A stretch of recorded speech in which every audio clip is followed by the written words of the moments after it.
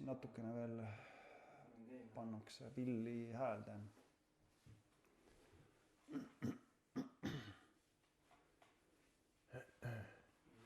Löön laksu sinna sünkrooni.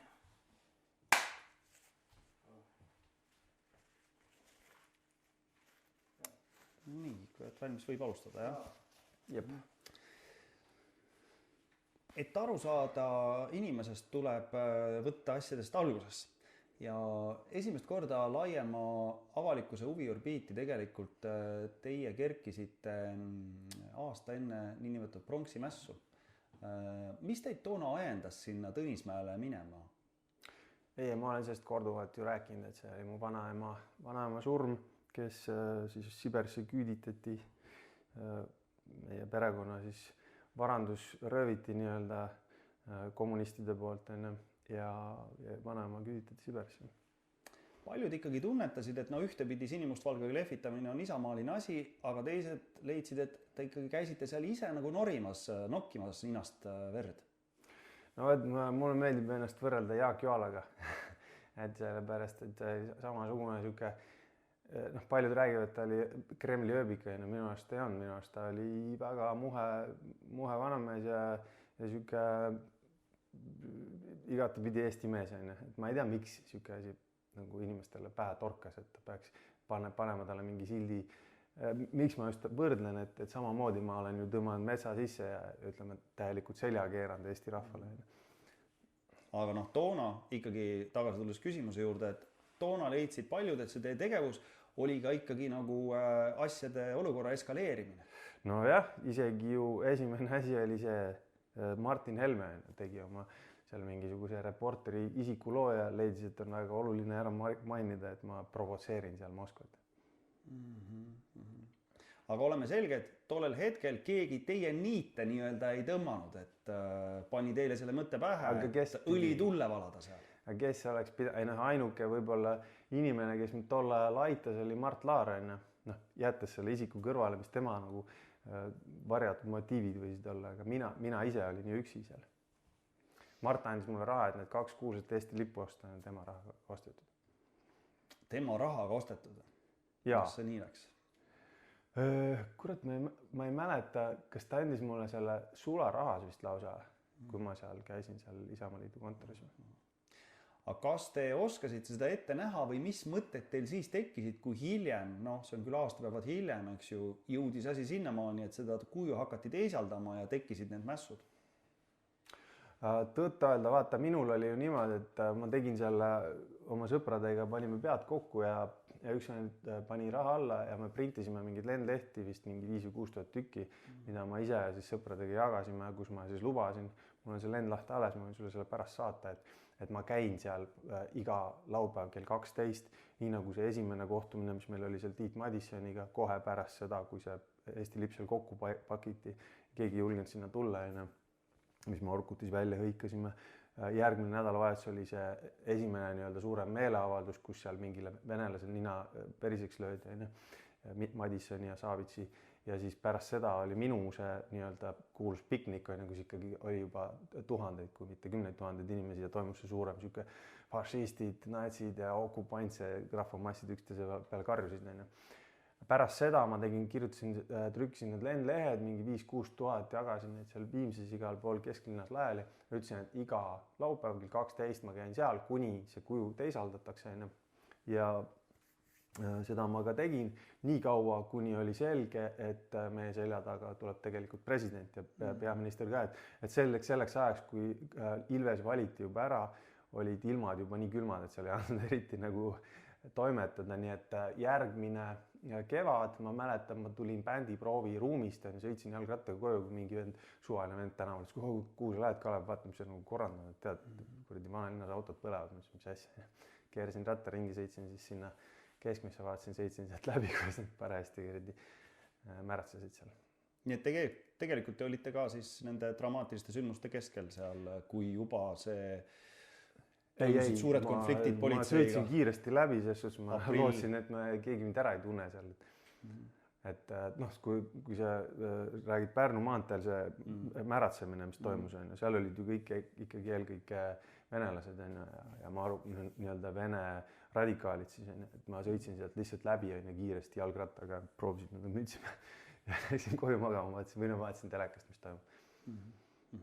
Et noh, tol hetkel oli ju valitsus juba, mis juhtus, oli ju see, et Ansip oli vähemusvalitsus, on ju, tal oli 6 inimest seal kuradi parlamendis ja tol hetkel, kui ta tuli juulis meie selja taha ja ütles, et nii-öelda ametliku esimese avalduse, et okei, et võtame ta siis maha, selleks hetkeks ma olin vist juba korraldanud seal mingi 10 või 12 meeleavaldust, mul oli juba 3 trahvi tehtud politsei poolt selle eest.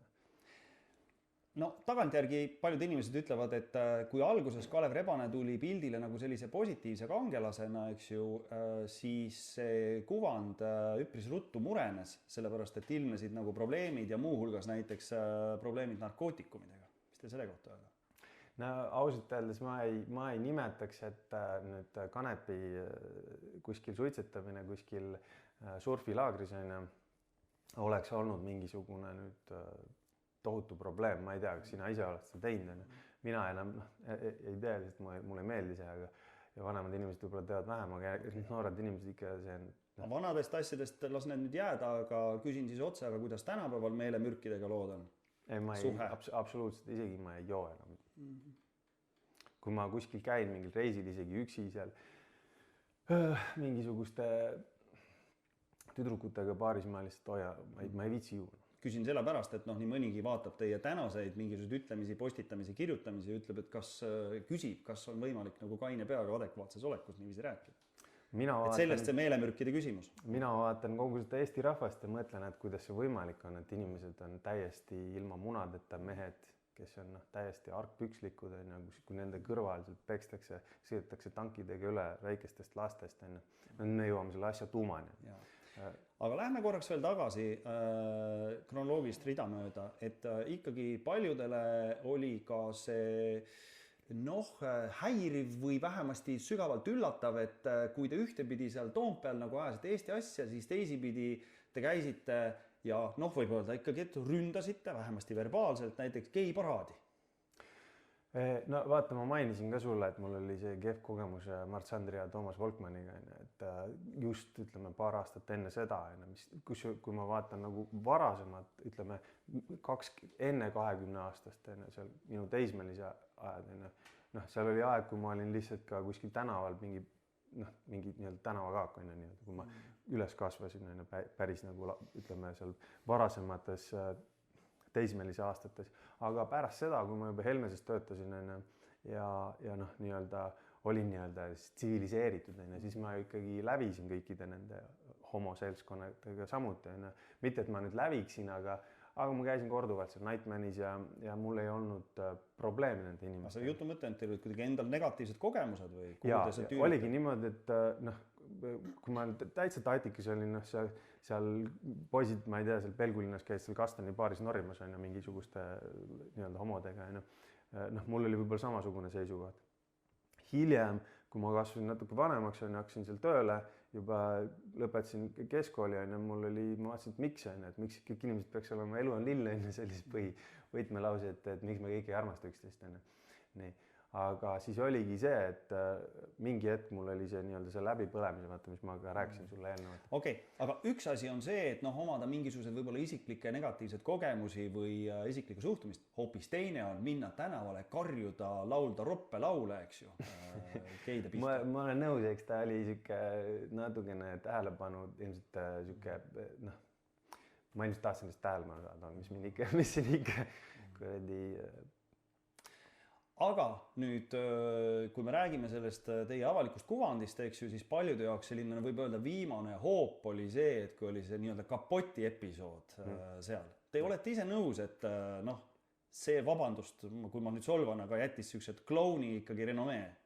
Ma olen 100% nõus, ma ütlen, et eks seal on taust ja mu tegevused olid põhjendatud, mul oli tõepoolest kiire ja see ära tõepoolest lihtsalt keeldus ära minemast mu kapoti peal ja ma arvan, et see oli ka tegelikult Keskerakonna nii-öelda hüttumärkide shitshow, sest et ta oli nii-öelda rea keskerakondane seal mingisugune liiklusregulaator. Aga ma saan aru, et tavainimesele see võis nagu väga imeliku mulje jätta. No pärast seda on veel erinevaid uudiseid siin, ütleme tabloidmeedias, erinevaid sekeldusi, mingisuguseid kakluseid, asjasid, ärme sellesse lähe, eks ju. Siis te kaote aastateks nii-öelda avalikust infoväljast.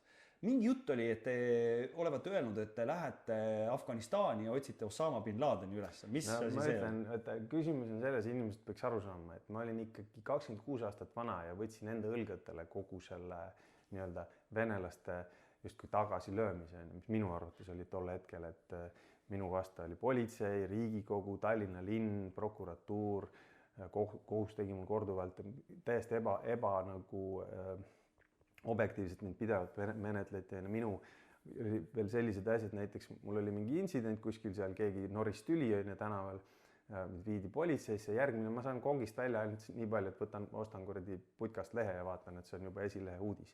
Mis on ju täielik inimese põhiõiguste peale urineerimine politsei poolt, tagantjärgi praegu ma seda kunagi aktsepteeriks, ma hakkaks appi karjuma, tol ajal ma ei osanud seda teha.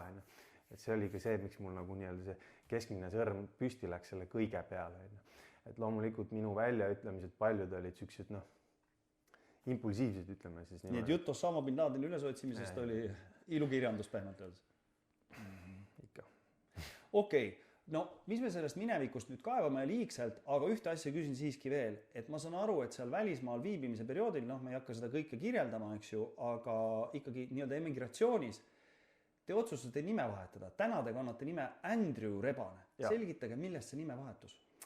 Aga sellepärast oligi, et see kogu see laimukampaania, mis tegelikult tagantjärgi, kui ma praegu vaatan, siis ma arvan, Eesti inimene võiks ise ka ikkagi teadvustada, et see, mis Eestis toimub, ei ole iseseisev. See tähendab, see, mida meie meedias kirjutatakse. Okei, aga nimi?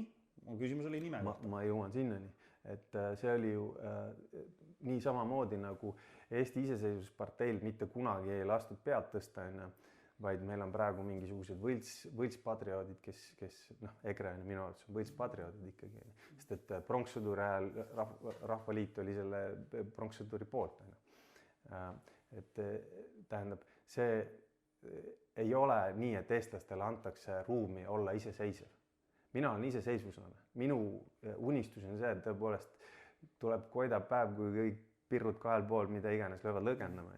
Aga seda ei juhtu ja mina ise olen selle kõige parem näide, sellepärast, et miks selline süstemaatiline materdamine toimus. See oli ju süstemaatiliselt hakkas peale.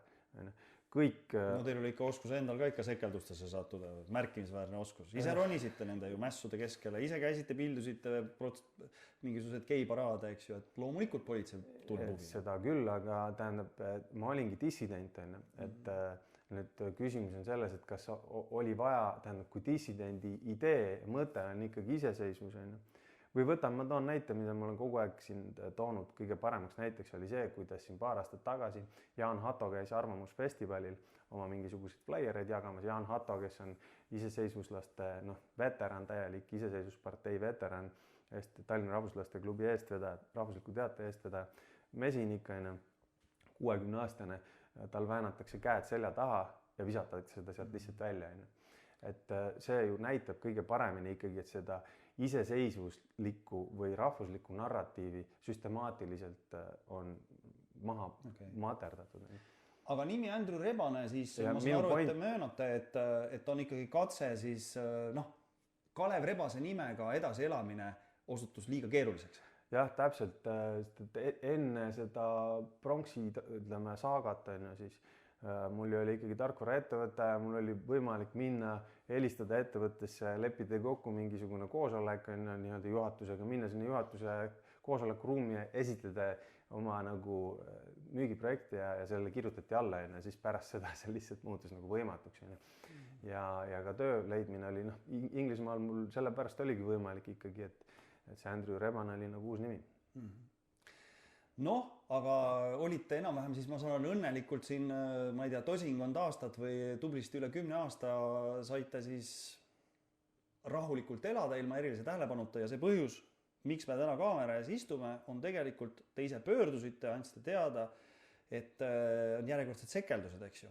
Ja see puudutab nüüd siis pärast siis seda Hamasi terrorirünnakut ja sellele järgnenud Iisraeli vasturünnakut, Iisraeli kuulutatud sõda, eks ju. ühte Instagramis tehtud postitust, videopostitust. Esiteks, oma sõnadega, miks te selle tegite? Mis see ajendas teid tegema seda postitust? No ma kõigepealt lähen selle küsimuse juurde tagasi, korrigeerin natuke. Minu arvates Hamas ei teinud terrorirünnakut, vaid küsimus on selles, et seal on sisse tunginud fašistlikud, natsistlikud, ütleme, supremistid või juudid on teie jaoks nemad? No ma räägin praegu ideoloogiast lihtsalt. Okay.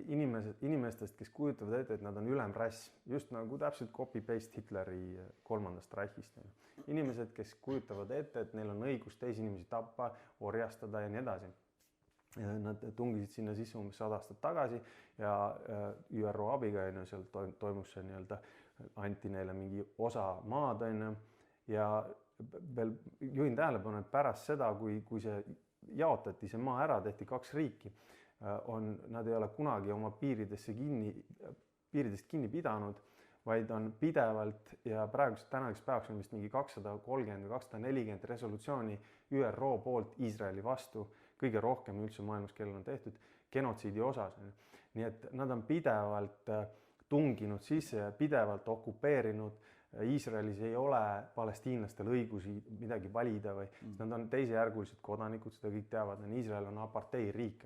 Nii et see vastupanu liikumine, tähendab, kui me praegu võrdleme Palestiina vastupanu liikumist näiteks Prantsusmaa vastupanu liikumisega, siis kui me vaatame näiteks sarja nagu Allo Allo, mis meil oli siin kunagi komöödiasari, siis kõik, mis need nii-öelda vastupanu liikumise partisanid tegid, isegi kui nad seal midagi õhku lasid, on justkui mingi kangelastegu. Aga kui Palestiina, kui nad on araablased, siis ei, sellepärast, et neil ei ole õigus elada. Minu arust see on rassistlik lihtsalt, muud ei midagi, see on rassistlik. Need inimesed on samasugused inimesed nagu sina ja mina. See tähendab seda, et 7. oktoober minu arvates, minu hinnangul, nad võtsid pantvange, vaata. Nad võtsid pantvange selleks, et oma pantvangi võetud inimesi kätte saada. Siin alles eile lasti välja üks noormees, kes pandi kinni, kui ta oli 12, kas ta oli 12 vist või? Ta on 10 aastat istunud vangis. Üks Palestiina noormees. Üks Palestiina noormees, jah. Eks see oli nende vastupanu liikumise mõte, et nad tahtsid oma inimesi, keda on piinatud aastakümneid, lapsi, nad tahtsid neid kätte saada lihtsalt Iisraeli käest. Ma korra siis segan vahele, et siin väljaspool kaamerat me oleme pikalt rääkinud teie maailmavaatest, teil on, ma ei tea, olete ise teinud sellise visuaalide kogumi, eks et oma maailmavaadet nagu selgitada. Jah, Anti Siion. Olete teinud spetsiifilise kodulehekülje, kus olete korjanud siis materjale, saadate oma maailmale oma sõnumit, eks ju, oma vaadete kohta. Veel kord, et oma sõnadega lühidalt kokku võttes, mis probleem nende juutidega teil siis ikkagi on? Mis nad paha on teinud? Ma tahan kõigepealt välja toonitada, ma saatsin ka sulle selle chatbotist, mis ma küsisin, et kas punakaart oli juutide poolt asutatud ja chatbot räägib mulle, ei ole. Ma küsin, kuidas ei ole, ma näitan sulle need tõendeid. Ja siis ta ütleb, et aga sa ei tohi ütelda juudid, vaid sa pead ütlema mitte religioossed juudid. Vaat see on väga oluline erinevus, mis on religioossed juudid ja mis on mitte religioossed juudid. Ehk siis bolševikud kui sellised, kommunistid, kes Venemaal võimu haarasid ja Venemaa hävitasid, Venemaa aristokraadid paljaks röövisid ja selle riigis võimu haarasid ja ka Eestit okupeerisid, kellega meie esivanemad vabadussõjas võitlesid. Need olid juudid, rahvuselt juudid eelkõige. Kogu see Nõukogude Liidu tippjuhtkond, kui sa võtad nimekirja välja, siis 80% neist olid juudi rahvusest, aga mitte religiooniga. Nad ei olnud nagu tõsi selles suhtes, et juudi usuga ei ole seal mingit pistmist, aga nad olid juudi rahvusest. Okei, ma segan vahele taaskord, see on pikk jutt, eks ju. Ma proovin siis niiviisi ise sõnastada kokku. Kas te siis tunnistate, et te olete juudi vihkaja? Absoluutselt mitte. Aga mis see vahe siis ikkagi on? Vahe on, ma veel ükskord ütlen, tähendab, küsimus on see, et kas sa oled inimvihkaja, et me kõik oleme inimesed, et inimesed tegid seda, inimesed tegid teist, okei, aga milline inimene spetsiifiliselt, milline juud, kas ta oli kas ta oli juudi usku või on juudi usku. Ma mainin ära näiteks ka selle, et Talmudi järgi, mis ehkki küll tekitab paljudes inimestes küsimust, sest Talmud ju samuti ka väidab, et nii-öelda mitteuskmatud on justkui teisejärgulised, on ju, kogu nende mõte ongi see, et juudi rahvast teenida, on ju, ja igasugused muud, noh, ütleme, sellised küsitava, noh, nagu ka ilmselt Koraanis on mingisuguseid, noh, vihkamist nagu väljendavaid asju, on ju, aga ma ei hakka sellesse praegu laskuma, ma räägin, ütlen lihtsalt, et Talmud ise ütleb, et ei, tegelikult Iisrael, et juutidel ei ole õigust olla Iisraelis, sellepärast nad peavad, tõsiusklikud juudid väidavad, et nad peavad ootama seda messaiat ja alles tol hetkel nad võivad sinna tagasi minna. Ja kõik, kui nad ise seda nii-öelda Jumala tahet hakkavad muutma, siis see on nagu Jumala tahte vastane. Ehk siis tõsiusklikud juudid võitlevad Iisraeli riigi vastu, istuvad vangis konkreetselt. Nii et ma ei saa ütelda, et juudid oleks nüüd pahad, kui ütleme, ei juudid kui rahvus ega ka juudid kui usk veel vähem. Aga on mingisugune seltskond inimesi, kellel ei ole ütleme siis ustavust mingile riigile. Nad valitsevad globaalseid finantsturgusid ja noh, ma ütlen, et ajalooliselt on ju teada, kui sa vaatad 1870 selline võrgustik asutati, Illuminaatide võrgustik on ju Bayeris Saksamaal, 15 aastat hiljem nad võeti kinni Bayeri valitsuse poolt. Aga tuleme nüüd siis novembrisse 2023, eks ju, te läksite sotsiaalmeedia võrgustiku nimega Instagram, tegite sellise videopostituse, kus te siis muuhulgas põhimõtteliselt ütlete, et iga tapetud Palestiina lapsest tuleks tappa üks juudi laps. Politsei vaatas selle otsa ja ütles, et see on kuritegu niiviisi öelda või väärtegu. Vaatas küll, aga see oli kontekstist välja tiritud. Ja vaata, küsimus on selles, et see on poliitiline kõne. Ja tol hetkel, kui ma selle avalduse tegin, number 1, ma olin teinud avaliku koosoleku taotlused, mis oli tagasi lükatud politseist. Ja mida ma nägin igapäevaselt oli see, et 10 000 naisi ja lapsi tapetakse. Füüsiliselt reaalselt tapetakse, mitte mingi sõnaga, keegi ähvardatakse. No te hiljem kohtule ju ühe põhjendusena toote, et te tegite selle avalduse hädakaitse seisundi. Absoluutselt. Mõeldes siis seda, ma saan aru, et peate silmas seda, et see hädakaitse seisnes selles, et takistada nagu seda genotsiidi. Aga mis selle avalduse mõte siis sinu arust oli? Ja siis teise argumendina või õigustusena ütlesite kohtule samas, et aga võib-olla ma ei teinud seda ka täielikult nagu täieliku meelte selguse juures või Ei, mitte meelte selguse juures, vaid ütleme, ma olin meeleheitel. Küsimus oli selles, et ma olin meeleheitel.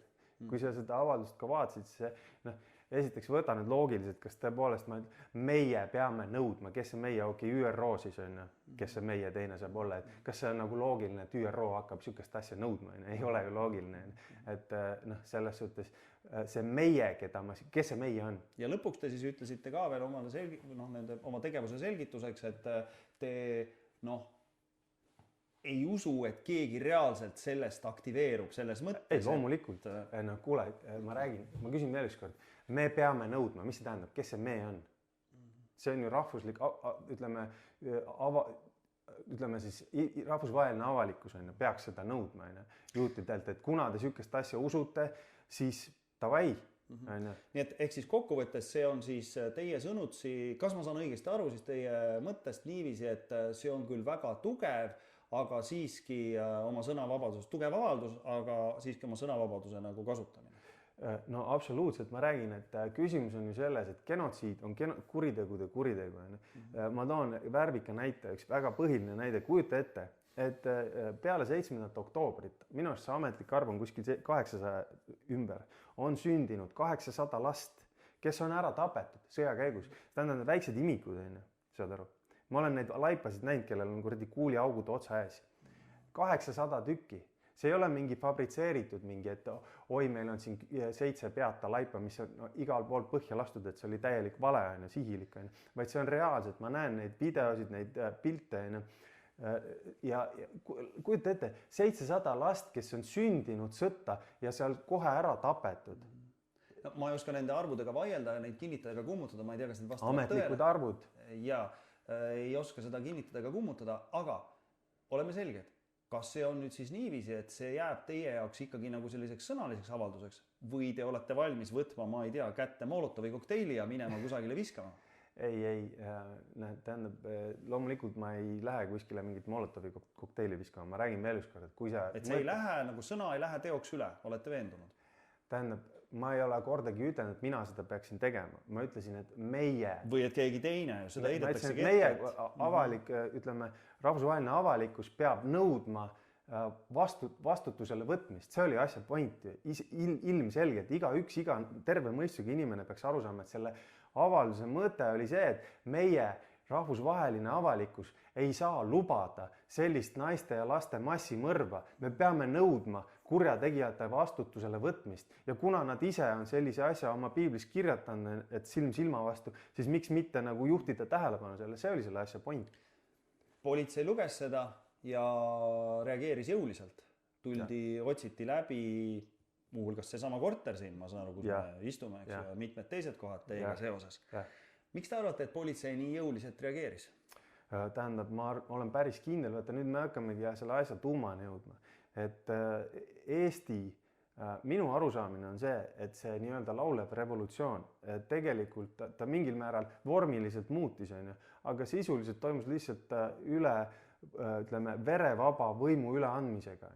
Et kogu see eelmine kommunistide, juudi kommunistide ja bolševike nii-öelda jõud on jätkuvalt Eesti riigis valitsevad ja mitte ainult Eesti riigis. Ootad, juutide kontrollitud politsei tuli, hakkas teil kodu läbi otsima. Aga mis tähendab, küsimus oli selles, et miks nad pidid niimoodi vägivaldselt sellele reageerima? Oli, las ma vastan siis.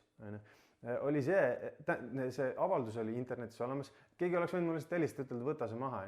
Ei, kui sa loed neid materjale, seal on kirjas, et me arvasime, et võib-olla tal on mingisugune, ma ei tea, mingisugune kamp seal selja taga, kes on mingi paramilitaarne, no mis iganes. Võib-olla kellelgi oli mingi uitmõte. Okei, aga see ei tähenda seda, et kellelgi on mingi uitmõte, et siis sa saad inimese maha joosta. Seal peavad olema kahtlustusel, peavad olema mingid asitõendid. Kui sa hakkad vaatama, kes seda kohtuniku, kes selle asjale loa andis, siis tema Facebooki postitustest oli näha, et ta oli Iisraeli poole kallutatud. Selle kohta ma ei oska midagi öelda, aga seda ju ütleb tegelikult politsei ka ise nendes materjalides seoses läbiotsimistega, et nad kahtlustasidki, et sõna võib minna, et kas teie või teie mõttekaaslased võivad sõnadest üle minna tegudele.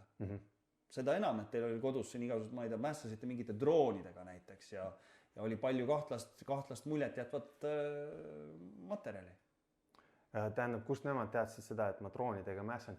Aga okei, oletame, et isegi nad teadsid, mis see kahtlustuse põhjus oli. Lihtsalt see, et inimene astub genotsiidi vastu välja, kui on kontekstist, kus on 10 000 tsiviilisikud, on ilmselgelt sooritatud rämedad, räiged sõjakuriteod, võrreldavad mingi holokaustiga, siis inimene astub selle vastu välja ja ainult selle pärast, kui mulle ei anta isegi luba avalikkuses teha mingit protesti, ainult selle pärast mingisugused, piltlikult öeldes, see oli ju ilmselgelt Iisraeli kaitseks sooritatud nii-öelda psai-oppa, selles suhtes, et inimest hirmutada. See politsei reaktsioon. Loomulikult, või kas sa ei arva niimoodi? Miks nad pidid niimoodi, mis see teine eesmärk seal pidi olema, kui lihtsalt see, et hirmutada inimest vaikima? Üks detail veel, see konto seal sotsiaalmeedias, te olite pannud enda konto juurde Hamasi logod. Miks? No ma ütlen veel üks kord, et mina ei näe, et Hamas oleks väga palju erinev näiteks Prantsusmaa La Resistance'ist. Nad võitlevad fašistlike natsistide vastu, kes tungivad nende maale sisse. Fašistlikud, rassistlikud, ütleme, kujutavad ette, et nad on geneetiliselt kuidagi inseneeritud Jumala poolt valitud rahvas. See on ju see, mida Iisraeli, ütleme, see radikaalid usuvad. Et meil on õigus teha ükskõik, mida me tahame, te kõik olete piltlikult öeldes praht. Ja mida nad igapäevaselt ka ellu viivad. Me kõik saame seda vaadata nendest videotest ja piltidest, kus on ribadeks lastud laste laibad. Ma ütlen, neid on ju sadade kaupa, kui mitte tuhandete kaupa, neid pilte ja videosid.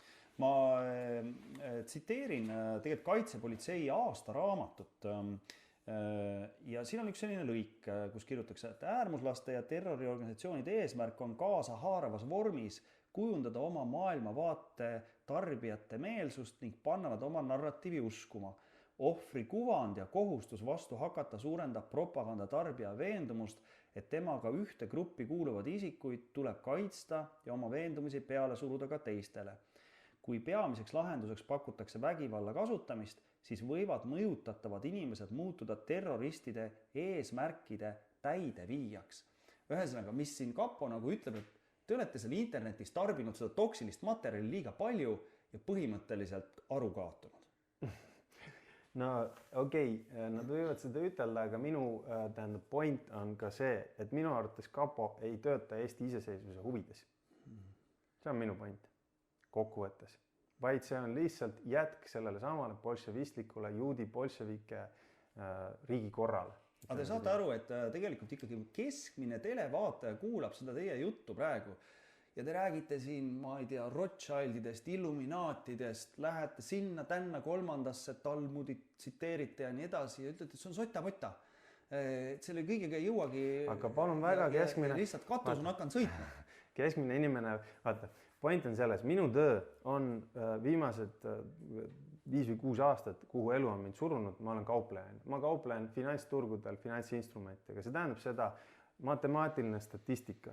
Ma pean oma info kuskilt kokku panema ja võitlema nendega, kes on suured seal hedge fondid, seal, ma ei tea, BlackRock, ma ei tea, mis ta on, 5 triljonit vist varasid kontrolli all, Vanguard, State Street, need on need, kes minu konkurendid. Ma pean kuidagi suutma nendega, lollidelt võetakse turul raha ära. Nii et ma pean kuidagi kombineerima seda poliitilist pilti ja tõenäosusteooriat niimoodi, et aru saada, mis seal taga toimub. Kui inimesed arvavad, et neile kõik, mis valitsus ja kõik, mis avalikust meediast neile räägitakse, on puhas kuld, palun väga, uskuge seda, palun väga. Aga mul on küsimus, miks lasti põhja näiteks USS Liberty 1967 aastal, oskad sa vastata? Püsime nüüd ikkagi ühe teema juures. Ei, aga see on sama teema, miks see oli USA sõjalaev, mille Iisrael põhja lasi? See, ma jällegi, ütleme, et siin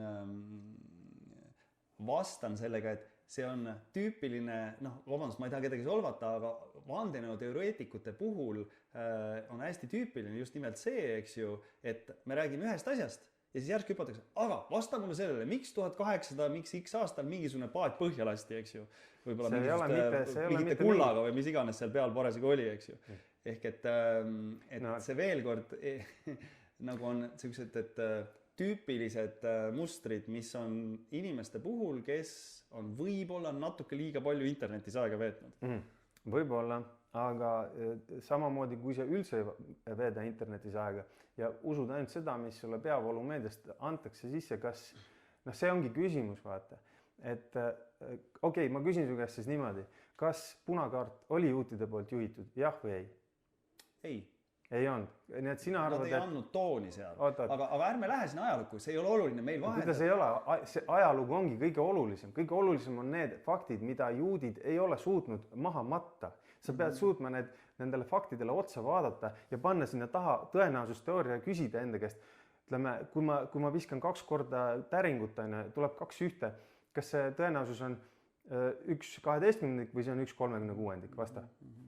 Ma ei suutnud praegu seda mõttekäiku nagu jälgida. Kui sa viskad 2 korda täringut, see on klassikaline tõenäosus. Ja mänguteooriatesse sisse, eks ju, et veel kord, isegi kui need mingisugused aspektid nendest ajaloolistest väidetest vastavad tõele, eks ju, siis täna on see etteheidetav tegu ikkagi seotud väga konkreetselt nende mingisuguste postituste ja ütlemistega, eks ju, ja need karistused on selge see, ainuke asi minu point, sa ütled, et Kapo tegutseb Eesti rahva, Eesti iseseisvuse huvides.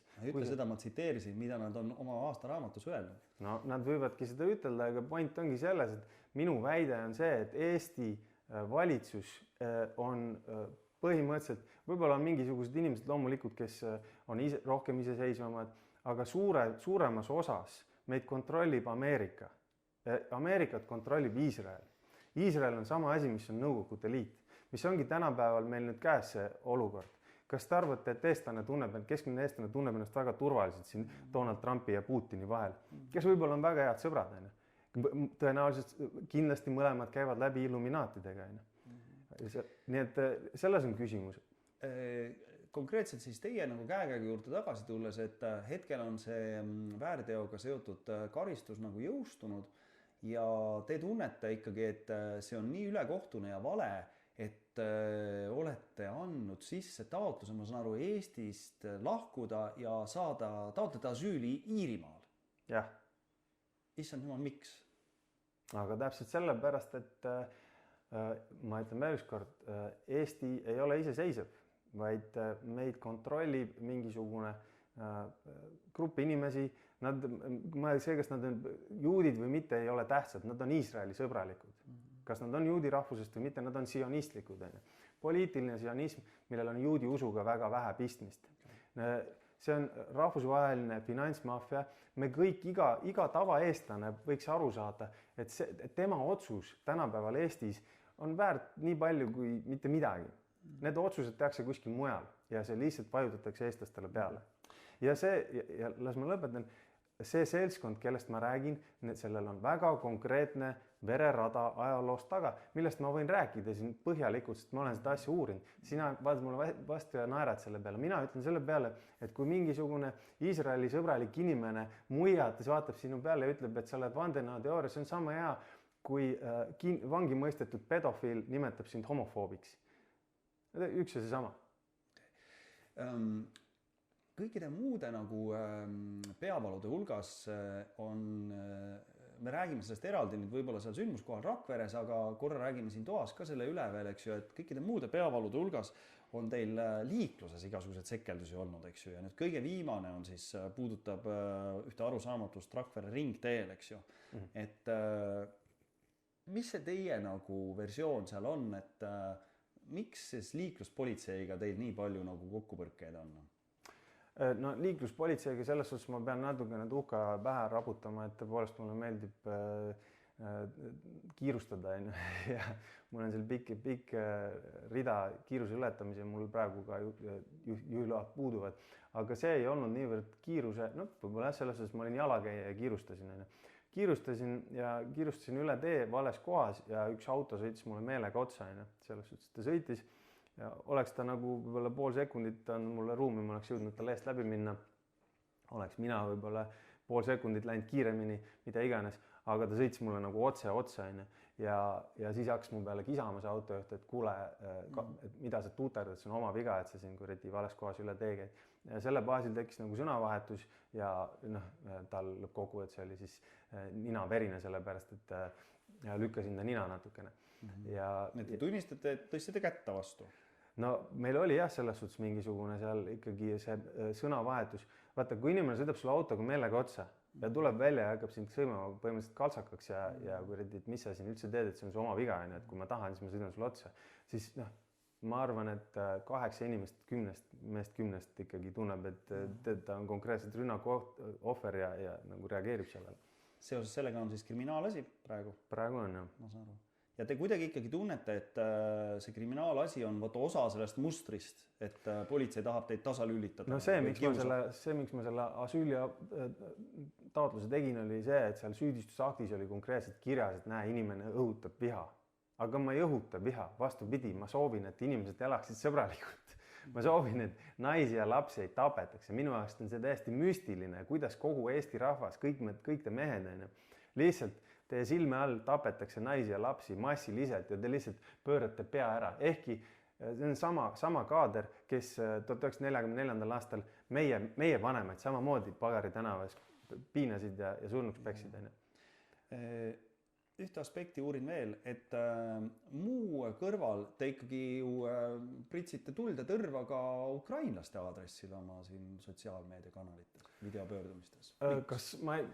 Mitte küsimus ei ole, kas ma pritsin tuld ja tõrva, vaid küsimus on selles, et kui sa vaatad jällegi natuke kaugemalt, ma rääkisin seda, olen mitu aastat rääkinud, püüdke eestlased aru saada, et Ameerika on 2-parteisüsteem, seal ei ole ainult demokraadid, seal ei ole ainult republikaanid. See, mis praegu juhtub, see oli ette näha, ma rääkisin sellest ammu juba. Sellepärast ma ütlesin, võtke see kasum laualt ära. See on totter, et te seda kasumit laualt ära ei võta. Teile see riik kukkus teile sülle täielikult. miks te seda ära, milleks teil on vaja seal materdada mingisugust kuradi väikest nurka kuskil Ukrainast, las neil olla see. Aga mis nüüd olukord on parem siis või? Ei ole.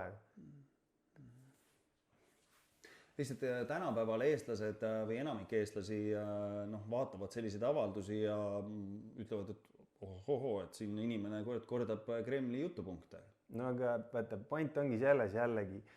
Eestlastele on loodud illusioon, et venelased on meie kõige suuremad vaenlased. Minu point on see, Vene keisririik lakkas olemast, punakaart hävitas valge kaardi täielikult. See, mis on Nõukogude Liit, ma võin need nimed ette lugeda. Nõukogude Liidu valitsuses 80% olid juudi rahvusest inimesed. Kuldse nõukaajal, raudse eesriidena, kui minu vanaema ei saanud oma õele Rootsi kirja kirjutada, 1 miljon juuti kolis Nõukogude Liidust Iisraeli. Ja nüüd äkki Iisrael on meie kõige parem sõber, otsustab kõiki meie igapäevategevusi ja kokkuvõttes ega Putin on samamoodi juut, Zelenski on samamoodi juut, kusjuures Putin on sellise huvitava ajalooga inimene, et tema vanaisa oli Stalini isiklik kokk, ta oli Lenini isiklik kokk, ta oli isegi Rasputini isiklik kokk. Ma ei tea, mis seal täpselt toimub, aga niimoodi, kui ma kaugelt vaatan, minu jaoks lihtsalt mingi juutide omavaheline arvete klaarimine. Ja ma ei saa aru, miks Eesti rahvas peab selle pärast nii väga kannatama. Lisaks sellele on seal väga palju jällegi ikkagi selliseid asju, mida süstemaatiliselt eestlastest varjatakse, nagu näiteks, miks peaks mingi valitsus selle asemel, et tuua tänavale veekahurid või kas või anda käsirelvad patrullpolitseinikele või äärmisel juhul tuua tankid, et näidata oma autoriteeti. Selle asemel nad nagu mingisugused väikesed litsid salaja toovad mingisugused snaiperid ja hakkavad inimesi tulistama. See on ju ajuvaba, igaüks peaks sellest aru saama. Ma räägin Maidanist, mis oli. Seesama kaitsepolitsei ja mitte ainult kaitsepolitsei, vaid mitmed sellised sarnased organisatsioonid erinevates riikides ikkagi ütlevad, et suuremas plaanis Venemaa peab lääne vastu hübriidsõda ja mitte ainult Venemaa, aga Venemaa peab hübriidsõda ja need samad sõnumid, ka mida teie siin kordate, on osa sellest nende hübriid nagu sõja narratiivist. Te ei usu, et te olete siin konksu alla neelanud. Kas sa väidad, et Venemaa ametlik narratiiv, seda kuulutatakse väga palju, et Putin on juut, et see sünnitõend. Ma olen seda sünnitõendit näinud, et Putini ema on juut ja ma olen täiesti kindel, et see ei ole selline info, mida sa vabalt võid Venemaal levitada. Ma ei ole Venemaal käinud, ma ei julge käima pronkssõduri pärast. Mind ei huvita, mida nad arvavad. Mina mõtlen nagu ma ütlesin, minu lootus on see, et ükskord koidab päev, kui kõik piirud kael pool ja Eesti saab iseseisvaks. Aga ma ei näe seda, sellepärast, et ja kõige suurem oht, mida ma näen Eesti rahvale, ongi selline olukord, mis siin praegu on, et kui inimene, kes võtab, ja ma toonitan, et tol hetkel, kui ma seda sõna hakkasin võtma, ma üldse ei teadnudki, et punakaart oli tegelikult juutide poolt loodud. See on hiljem, kui ma olen hakanud seda asja tähelepanelikumalt vaatama ja uurima, ma olen need otsad kokku viinud, et tõepoolest Venemaa Sotsiaaldemokraatlik Töölispartei juudipund, kes asutati, tähendab sionism kui selline liikumine, mis loodi 1897 aastal, kuu aega pärast seda Vilniuses asutati juudipund, kellest hiljem kasvas välja Venemaa Sotsiaaldemokraatlik Töölispartei, mis lahknes bolševikud, menševikud ja millest tuli Nõukogude Liidu kommunistlik partei, Gulag, NKVD, ČK, kõik need asjad, mis olid mitte 100, aga 80%. Ja kui sa võtad ja küsid chatboti käest, annab ju need nimed sulle kõik ilusti välja. Nii et mul on küsimus, miks ma peaksin või miks eestlane peaks nagu arvama, et Iisrael on meie kõige suurem sõber, kui meil on ometi Idel Jakobson, kelle käete, kes on tuntud juudi rahvusest, juudi kommunist, kelle käetel on tuhandete eestlaste veri. Kordan seda sama viimast küsimust, ühesõnaga, et niiviisi lühidalt kokkuvõttes ei ole tunne, et siin need narratiivid teenivad rohkem nagu Kremli huve. Absoluutselt mitte. Ma ütlen veel ükskord. Minu huvid Eesti iseseisvuse suhtes on minu huvid. See, mis on Kremli huvi, see võib olla Kremli huvi. Võib-olla on Kremli huvides, et Eesti on iseseisev. Ma üldse ei eita seda. Võib-olla nende huvides oleks see, et ütleme, mingi Iisraeli liigendi või Ameerika mingi hüpiknuku asemel oleks siin mingi iseseisev riik. Ma ei tea seda. Hästi, suur tänu. Paneme siinkohal praegu punkti, et võib-olla siis, kui tuleb midagi